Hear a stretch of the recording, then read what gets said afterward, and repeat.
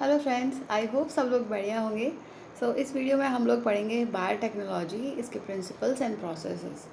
चलो स्टार्ट करते हैं। उससे पहले देख लेते हैं, ये है हर्बर्ट बॉयर और इन्होंने क्या किया था कि ये जो थे साइंटिस्ट थे और इन्होंने जो ई कोलाई बैक्टीरिया है उसमें इन्होंने जो है इसके ऊपर स्टडी की और इसमें जो प्रतिबंध एंजाइम जो है, रेस्ट्रिक्शन एंजाइम्स जो है इनके बारे में इन्होंने स्टडी की और इन्होंने ये पता लगाया कि ये जो एंजाइम्स हैं जो डीएनए स्ट्रैंड्स को जो है पर्टिकुलर फैशन में जो है कट कर सकते हैं। जो पर्टिकुलर जो फैशन है जिसमें ये कट करते हैं उसको क्या कहते हैं, हम स्टिकी एंड्स कहते हैं, जो कि क्लिपिंग एंड्स होते हैं, जो पेस्ट जिससे कि डीएनए जो है वो एक दूसरे से आराम से वापस जुड़ सकते हैं। तो इन्होंने ये स्टडी की और इनके स्टडी से क्या हुआ कि स्टैनफोर्ड के एक और साइंटिस्ट थे, स्टैनली कोहेन, और इन दोनों ने मिल के जो स्मॉल रिंग्स हैं डीएनए की, जिन्हें हम प्लाज्मिड्स कहते हैं, जो कि किसी भी बैक्टीरियल सेल में जो है उसके साइटोप्लाज्म में ये फ्रीली फ्लोटिंग पाई जाती है और इसमें कैपेबिलिटी होती है इंडिपेंडेंटली रेप्लिकेट करने की। तो इस पर इन्होंने स्टडी किया और इन्होंने ये पता लगाया जो प्लाज्मिड की जो कि कुछ विशेष जीवाणु कोशिकाओं की कोशिका द्रव्य में मुक्त रूप से मिलते हैं। तो इस पर इन्होंने स्टडी की और फिर जो कोहेन है उन्होंने एक मैथड डेवलप किया जिससे कि जो प्लाज्मिड सेल्स हैं उनको उससे निकाला जा सके साइटोप्लाज्म से और उसको दूसरे सेल्स में जो है री इंसर्ट किया जा सके। तो जो हर्बर्ट बॉयर की जो टेक्निक थी, जो स्लाइसिंग वाली, जो कट करने वाली, और कोहेन की जो टेक्निक है कि प्लाज्मिड को जो है सेपरेट करके और इंसर्ट करवाना, तो इन दोनों ने मिल के जो है काम किया और इससे क्या हुआ, जो रिकॉम्बिनेशन सेगमेंट्स हैं डीएनए के वो बनाए जा सके बाय द डीएनए स्प्लाइसिंग से, और यहाँ पर डिज़ायर्ड कॉन्फ़िगरेशंस जो हैं वो ऑब्टेन की जा सकती और की गई है और जो डीएनए है वो उसको रेप्लिकेशन में यूज़ किया जा सका। तो ये जो बेसिस है हमारी बायोटेक्नोलॉजी का, ये जो दो महत्वपूर्ण जो खोजें हैं ये बेसिस है। तो हम पढ़ते हैं बायोटेक्नोलॉजी क्या होती है। इस चैप्टर में हम पढ़ेंगे जैव प्रौद्योगिकी के सिद्धांत, पुनर्योगज डीएनए तकनीक के साधन और पुनर्योगज डीएनए तकनीक के प्रक्रम, यानी principles of biotechnology, tools of recombinant DNA technology and the process of recombinant DNA technology. तो सबसे पहले है कि बायोटेक्नोलॉजी क्या होती है। तो बायोटेक्नोलॉजी एक टेक्निक है जो कि यूज़ होती है, deals with the techniques of using live organism or enzymes from organism to produce products and processes useful to human। यानी हमारे जो यूज़फुल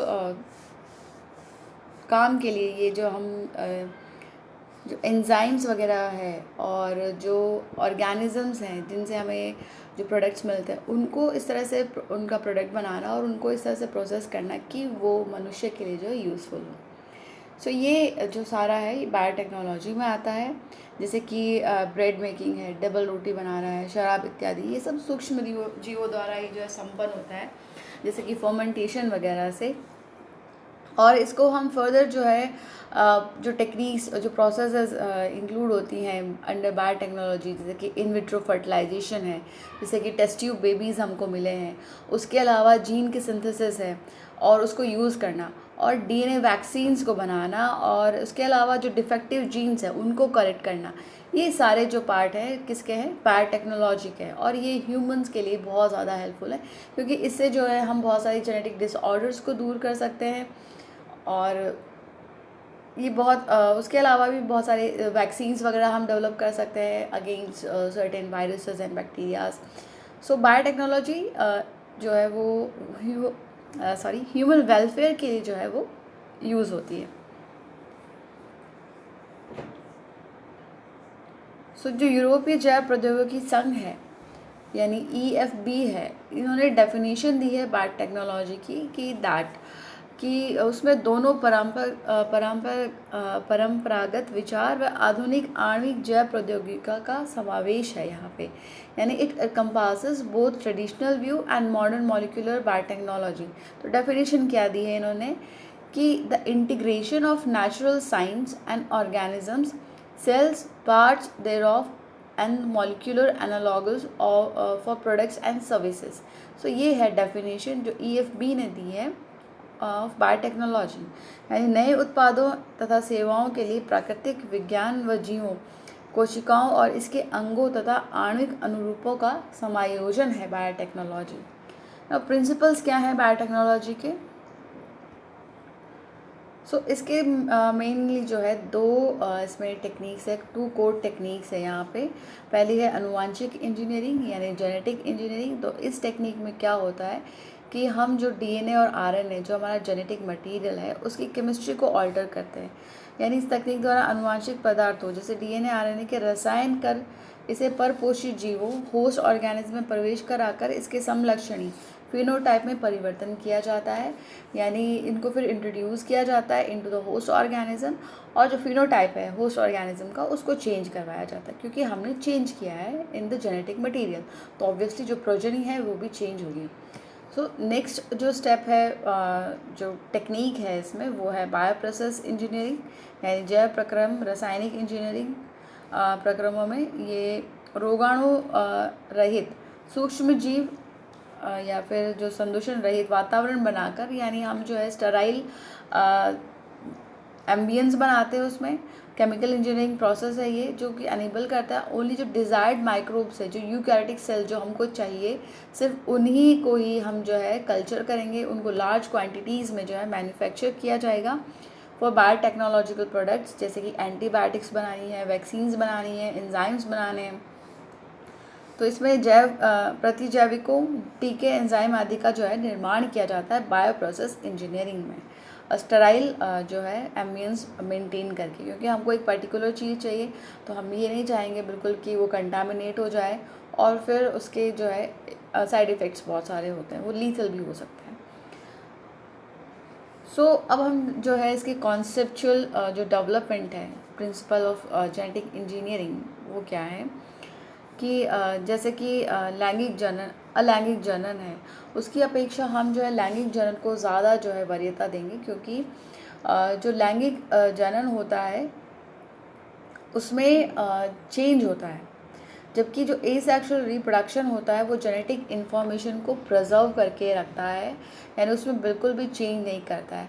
जबकि जो सेक्सुअल रिप्रोडक्शन है यानी जो लैंगिक जनन है उसमें ये जो इन्फॉर्मेशन है ये चेंज होती है, वेरिएशन होता है उसमें।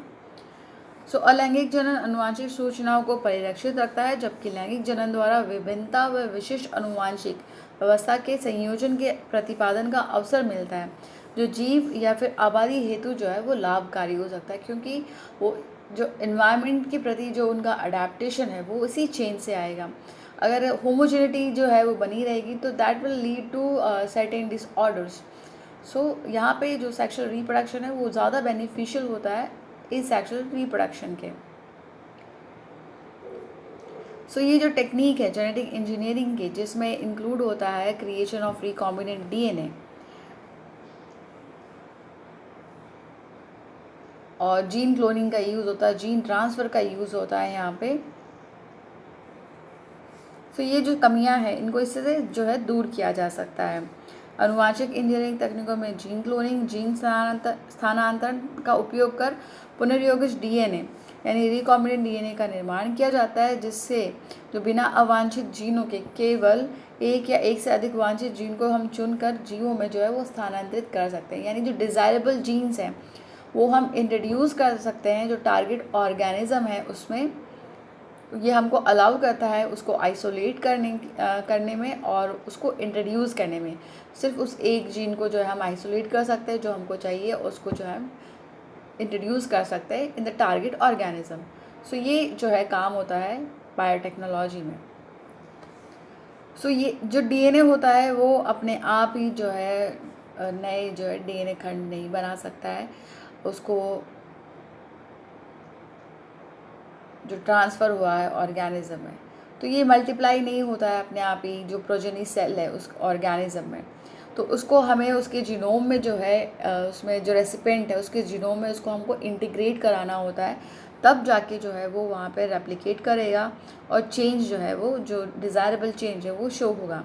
सो जब ये डीएनए है दाता यानी ग्राही के जीनोम से जुड़ जाता है, तब ये गुणित होकर परपोषी डीएनए के साथ वंशागत हो जाता है और ये विजातीय डीएनए गुणसूत्र का अंग हो जाता है, जिसमें प्रतिकृति करने की जो है क्षमता होती है।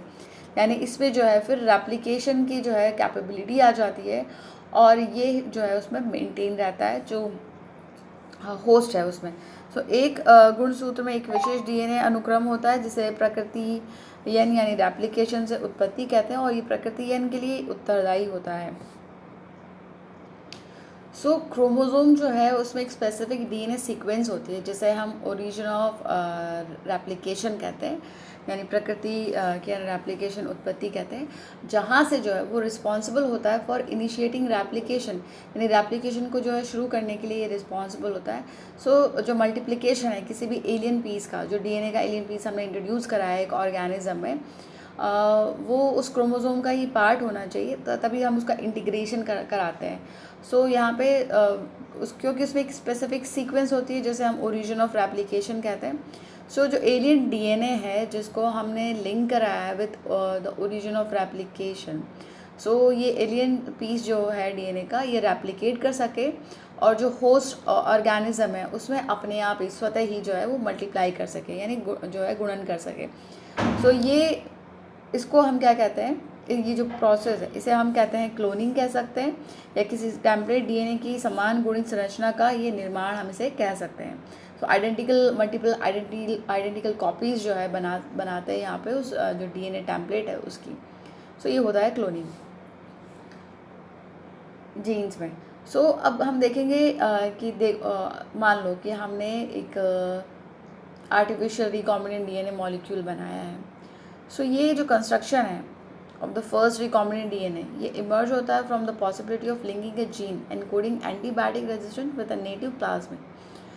सो प्रथम जो पुनर्योगजन डीएनए का निर्माण साल्मोनेला टाइफीम्यूरिस के सहज प्लाज्मिड से जो है, जो कि सर्कुलर डीएनए होता है जो कि सेल्फ रेप्लिकेटिंग होता है इन नेचर, उससे की गई थी इन 1970। तो 1972 में जो है ये स्टैनले कोहेन और हर्बर्ट बॉयर ने जो है ये जो उपयुक्त जो प्लाज्मिड है ये इसको डीएनए का टुकड़ा काटकर संपन्न किया, जिसमें प्रतिजैविक प्रतिरोध प्रदान करने के लिए जिम्मेदार जीन था। तो यहाँ पे जो है एंटीबायोटिक रेजिस्टेंस जीन था इस प्लाज्मिड में, तो इसको जो है कट किया गया यहाँ से इस पीस को, और ये जो टेक्निक है इन्होंने डेवलप की जो जीन ट्रांसफ़र की है वो। सो ये जो कटिंग है डीएनए का एट स्पेसिफिक लोकेशन, ये पॉसिबल हुआ with the discovery of the enzymes, जो मॉलिक्यूल सीजर जिसे हम कहते हैं, यानी जो कि आणविक कैंची, इन एंजाइम्स की डिस्कवरी से ही ये पॉसिबल हुआ, क्योंकि डीएनए को कट करना ऐसा है नहीं कि हम कैंची लेंगे और उसको काट देंगे और या फिर सुई धागा लेंगे और उसको सिल देंगे। तो इसके लिए जो स्पेसिफिक एंजाइम्स है उनकी डिस्कवरी हो चुकी थी, तो उनकी डिस्कवरी के बाद ही जो है ये जो है रिकॉम्बिनेशन जो है inserting of a particular gene ये पॉसिबल हो पाया। और वो एंजाइम्स उन्हें हम कहते हैं आणविक कैंची, यानी जो मॉलिक्यूलर सीजर्स हैं, और ये होते हैं रेस्ट्रिक्शन एंजाइम्स, यानी प्रतिबंधन जो एंजाइम्स हैं, इनकी वजह से ये जो है बहुत ज़्यादा संभव हो पाया कि जो प्लाज्मिड्स हैं उनको स्पेसिफिक साइट्स पे काटा गया और उन जो डिज़ायर्ड जीन है उसको इंसर्ट किया गया। तो ये प्लाज्मिड जो है वो एक्ट करते हैं एज अ वेक्टर। तो कटे हुए डीएनए का भाग प्लाज्मिड डीएनए से जोड़ा जाता है और यहाँ पे प्लाज्मिड डीएनए संवाहक यानी वेक्टर की तरह कार्य करता है, और इसमें जुड़े हुए जो डीएनए है उसको ये स्थानांतरित करता है, क्योंकि उसको हम जो है एक सेल से दूसरे सेल में इंसर्ट करवा सकते हैं अब, क्योंकि इन्होंने ये टेक्निक जो है वो डेवलप कर ली थी। सो जैसे कि मच्छर है फॉर एग्ज़ाम्पल, तो वो संवाहक होता है मलेरिया का जो परजीवी है, जो पैरासाइट है मलेरिया पैरासाइट, उसका ये संवाहक होता है। इसी तरह बहुत सारे जो है जो पैरासाइट्स होते हैं उनके वेक्टर्स होते हैं, उनके जो कैरियर्स होते हैं। तो सिमिलरली हमको भी एक कैरियर चाहिए जो कि जीन को जो है ट्रांसफ़र कर सके, और वो है हमारे पास प्लाज्मिड, और उसके अलावा भी बहुत सारे हैं अब तो। सो ठीक उसी तरह से जो प्लाज्मिड है वो संवाहक के रूप में प्रयोग करके और विजातीय डीएनए के खंड को जो है परपोषी जीवों में यहाँ पे पहुँचाया जाता है, जो होस्ट तो यहाँ पे क्या है कि वेक्टर जो है वो डिलीवर करता है इस एलियन पीस को into the host organism. So linking of antibiotic resistant gene with the plasmic vector ये पॉसिबल हुआ with the enzyme DNA ligase. तो डीएनए लाइगेज जो है वो जोड़ता है, वो ऐड करता है, और ये which acts on cut DNA molecules and join their end. जो अगर डीएनए के जो मॉलिक्यूल्स हैं हमने कट करवाया तो डीएनए लाइगेज जो है उनको जोड़ देगा। और उसके अलावा हमने जोड़ तो लिया, अब जो कट कर रहा है वो कौन सा एंजाइम है वो हम देखेंगे आगे। सो डीएनए अणुओं के कटे हुए भाग पर ये कार्य करता है डीएनए लाइगेज और उनको जोड़ता है। इस संयोजन में जो पात्र है इन विट्रो गोलाकार स्वतः जो है वो प्रतिकृति बनाने वाले डीएनए का निर्माण होता है। यहाँ पे इन विट्रो जो है ये रेप्लिकेशन होता है, ये replicating DNA create in vitro and it is known as recombinant DNA. तो इसको हम रिकॉम्बिनेंट डीएनए कहते हैं। और फिर ये डीएनए जो है वो ट्रांसफ़र कर दिया जाता है ई कोलाई में, एस्चेरिचिया कोलाई में। ये एक जीवाणु है जो साल्मोनेला से बिल्कुल जो है मिलता जुलता है, क्योंकि हमने पहला जो है उसी से निकाला था, तो ये उससे मिलता जुलता है। तो अब इसमें हम इसको जो है इंसर्ट कर देंगे। तो ये जो है रेप्लिकेट कर सकता है अपने आप को using the new host DNA polymerase enzyme. DNA polymerase enzyme का उपयोग कर अनेक जो है प्रतिकृतियाँ बना लेता है, ये रेप्लिकेशन करता है।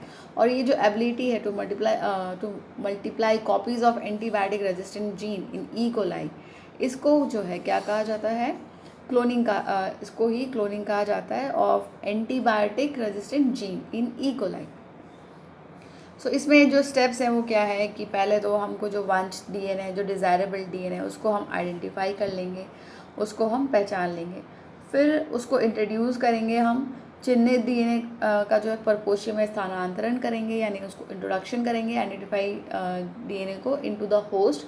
एंड देन लास्ट स्टेप जो है कि उसको मेंटेन करके रखना होगा डीएनए को हम इन होस्ट में, और फिर उसको ट्रांसफ़र भी जो है वो करता है आगे इन इट्स प्रोजेनी, यानी अपने जो है ऑफस्प्रिंग्स में। सो ये स्थानांतरित डीएनए को परपोषी में सुरक्षित रखना और उसकी संतति में जो है इसको स्थानांतरित जो है कराना, ये इसके स्टेप्स हैं। अब टूल्स क्या है रिकॉम्बिनेंट डीएनए टेक्नोलॉजी के, ये हम पढ़ेंगे नेक्स्ट वीडियो में। तब तक अच्छे से पढ़ाई कीजिए, अपना ख्याल रखिए। All the best, thank you.